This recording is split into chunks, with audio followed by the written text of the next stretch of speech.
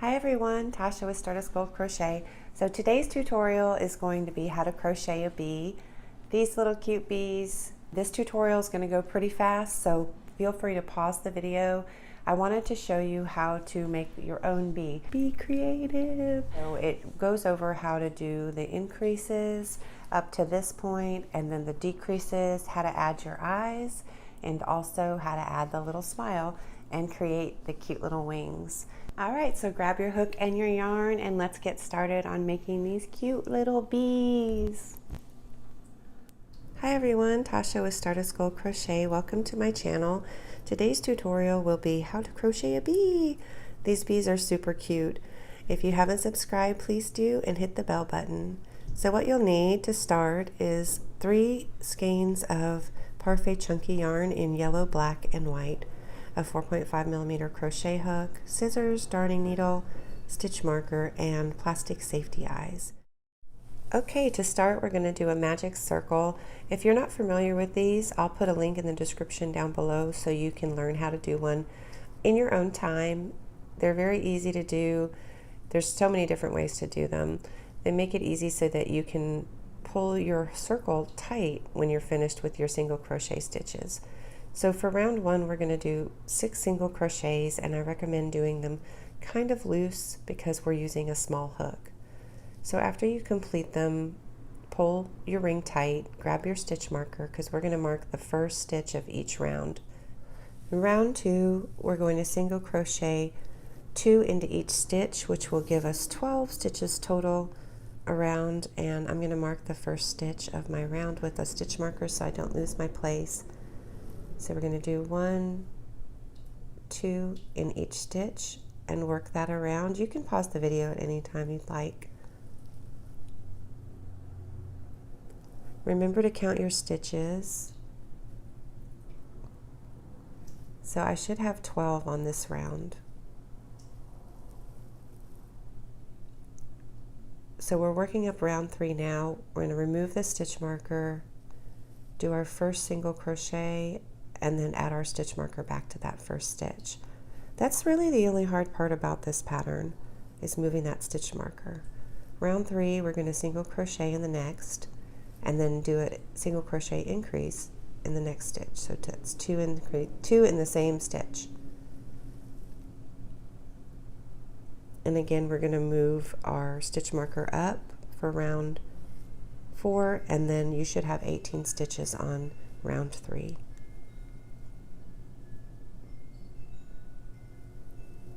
In round 4 we're doing single crochet in the next 2, and then do a single crochet increase, and you do that 6 times for a total of 24 stitches. So there's what we have so far. Moving that stitch marker can be quirky sometimes. It keeps falling for me.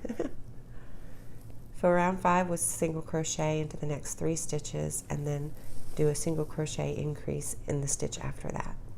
What we're doing is increasing each round until we reach round 9.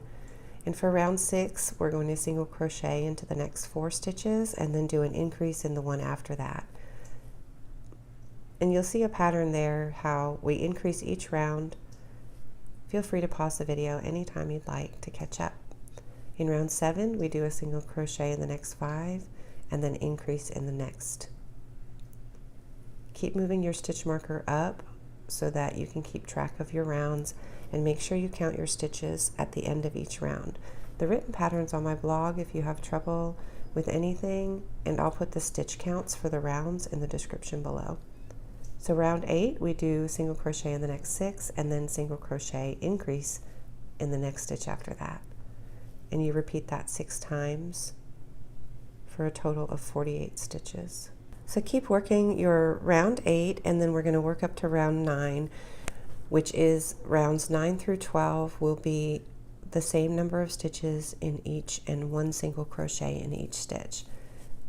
And at the end of round 8 you should have 48 stitches. Make sure you move your stitch marker up and then complete rounds 9 through 12, and you can go ahead and pause the video If you need to, I'm sure you need to because I'm going pretty fast, but I'm doing that so that you can pause and take your time to work. Now I'm going to go over how to make different sizes of your bee. So the size matters on how many rows you do to begin, how many increase rows.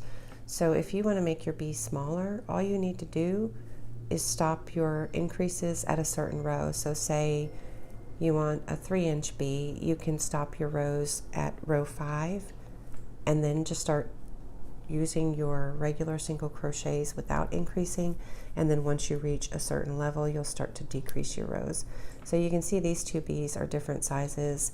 I did a smaller bee on the right and then a larger bee on the left, and I just stopped increasing my rows and I made them shorter because I wanted to make a smaller bee. So continue on. If you're going to follow the pattern, you're going to do rows 9 through 12 and single crochet in each stitch around until you get to round 12. Once you reach round 12, we're going to add the black yarn. Pick up your yarn, and then we're going to take out the loop and put it back through our 2 loops of our last stitch, add our yarn, and then pull through. And that's the best way to change colors using this because it kind of leaves a seamless color change. You're going to drop that yellow yarn.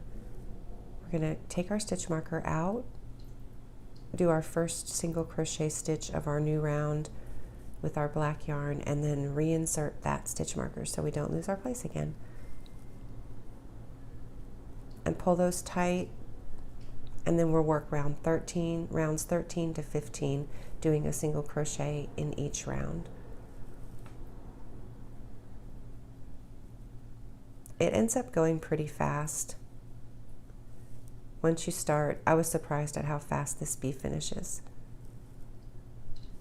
Here's where you can make adjustments to your stripes. So if you want to do a bigger stripe, you can do more than 3. I've done 3 rows per each of the stripes because I just liked the way that looked, and 3 is a good number, but you can do 4, you can do 5, you can make them really thick, you can do whatever you want with your bee.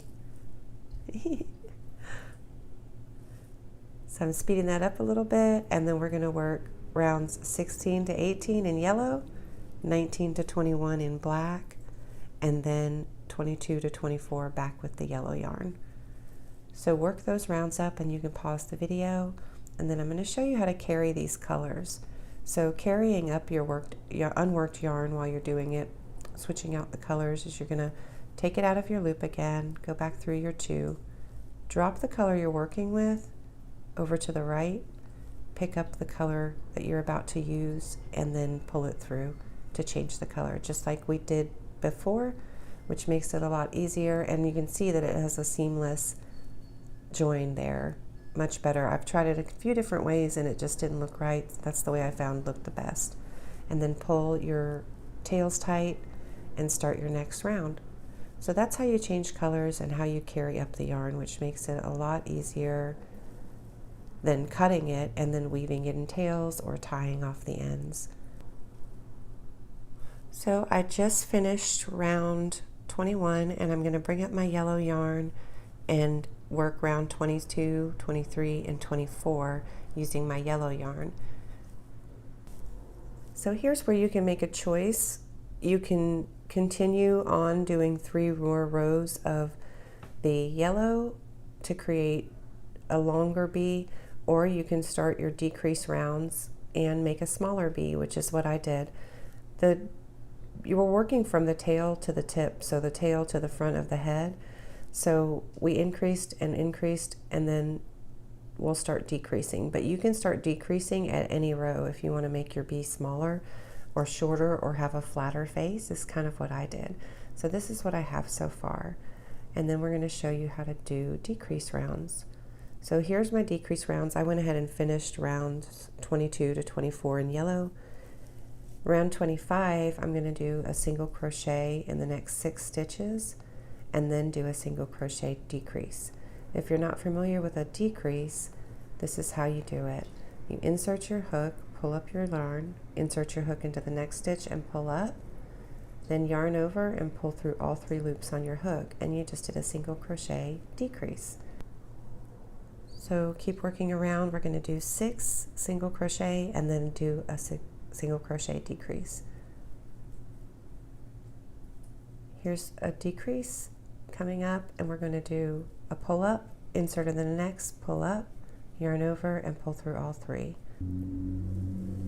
Now we're going to finish out that round, and once we get around to the front, we're going to do round 26, where we single crochet in the next 5 stitches and then do a single crochet decrease. So you can see how it goes down each round when you decrease. You'll work 5, then 4, then 3, etc. But next round we're going to do a single crochet in the next stitch and then a single crochet decrease. We're going to go ahead and cut the black yarn because we don't need it anymore. Round 28, we're going to single crochet in the next 2 stitches and then do a single crochet decrease. I kind of decreased rapidly on my bee because I just wanted the face to be a little bit flatter. So round 29, we're going to single crochet into the next stitch and then do a decrease after that. Here's where you're going to count your stitches, because between rounds 28 and 29 we're going to add our eyes. So you want to add your eye between round 28 and 29, and you want to space them about 7 stitches apart. You can adjust that to however you'd like, but that's what I found looks good, or it looked good for my size of the bee. It might be different for different size of the bee. Then you want to add your safety eye backing so that it doesn't come out and that it's safe for the kiddos. I'm going to add stuffing now because it's a good time to add stuffing before the hole gets too small. And you add as much as you need. Feel around for it, see how it feels to you. If it feels stiff, it's better to do it where it's a little stiff and not so loose, because things always seem to settle down as time goes on and you're going to have kids playing with it, so it's probably best to stuff it up pretty good. Then we're going to work on to round 30 with a single crochet in the next stitch and then a single crochet decrease 6 times. And you want to work until your hole looks about this size, and then we're going to sew it in.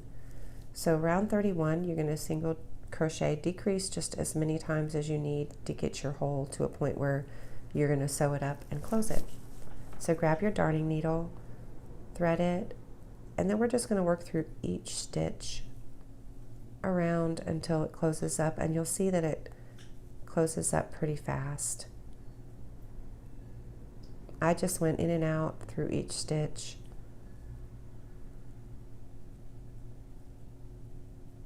And it didn't even take that much for it to close up. Pull it tight and then weave your tail in. I usually stick my needle through one side, pull it out, and then kind of pull it tight, trim it, and then loosen it up again so that the tail kind of gets sucked back inside and hides. Now we're going to add a smile. The amigurumi smiles, this is what I like to do. You want to find a position that you like. I positioned mine just a little bit below and to the left of my eye, so maybe a couple stitches in. So go ahead and insert your hook there. Then you're going to go horizontally across and come up on the other side just in about the same spot to make it even. Pull through, and then you're going to leave a long tail on the other side. I left my tail as about, I don't know, I guess about 4 or 5 inches. After that, you pull to the right, insert your hook back into your starting point, and then find the center between the 2 spaces, just a few stitches down below that. Gently pull it through and thread it back up and around the piece that's going horizontally. After that, you want to insert your needle through, and so it encloses, but just below where you did your exit. Then pull it on through and clip it like we did before. Now we're going to work the other tail, and what I did was I hid it underneath the beginning stem of that smile to the right, and then I gently pulled it through, up through again like we did before. And here's where you can play around with it, loosen up the stitches a little bit, and kind of make the smile more of a semicircle instead of a V. But some people like the V. It's up to you. And you can stick that back in there and just pull off all the little fuzzies, because this yarn likes to be fuzzy after a minute. There, your smile. So now we're on to the wings. The wings are easy. They're basically a single crochet or a half double crochet, and you can make them any size you'd like. Depending on what size bee you're making, you just work them in the round and then attach them to your bee. So I did a single crochet. You can use different size hooks to make larger wings, and I started off with a magic circle just like we did the start of this bee project. So you can single crochet or half double crochet. I used a single crochet for this tutorial, and I'm going to work 8 single crochet into my magic circle. So here's where you just join into the very first stitch. You don't need to use a stitch marker unless you want to. I didn't. I just did 2 stitches in each of the next stitch, and I just continued doing that around. So if you're using a half double crochet, you work 2 half doubles in each stitch around until your wing gets to the size you want. So I think that's a good size for me. I like it. You can count your stitches, and when you make your second wing, make sure it's the same size as your first wing. The other bee, the first bee I did, we're going to attach it there. The first bee I did was a little bit bigger. I just use a whip stitch and attach the wings, but first you need to weave in all your tails. So grab your darning needle again and then weave in your starting tail. And this yarn is very forgiving, which is great because it hides pretty easily and you can't really tell where your tail ends or where it begins. There, I'm going to make that a smooth edge, and then we're going to kind of bring in both edges of the wing to make it have a little bit of a pucker here at the base of it. So what I did was just go back and forth a few times until it brought in the circle just a little bit. Then decide where you want to place your wings on your bee. I placed them between the black bars and use a whip stitch to attach it. A whip stitch is where you just go in through the bottom and up through the top, and you just kind of go around and around and around.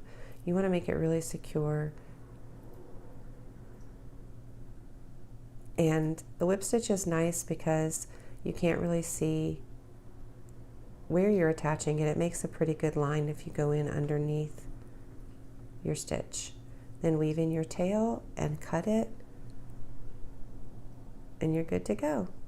So that's what we have so far. I used a spacing of about 3 stitches between the wings, but you can do as wide as you want or as close together as you want. I've seen some bees out there that have the wings really super close together, but I kind of liked the way this looked. So there we go. That's our wings. And that, my friends, is how to crochet a bee. So you can be creative and create the kind of bee you want. You can make different wing sizes, you can make different colors, or however you want to do it. If you have any questions, please leave them in the comments below. Thank you so much for being here, and always remember to subscribe and hit the little bell button if you want to get notified of all my future video tutorials. Happy crocheting! Hope you guys have a great day.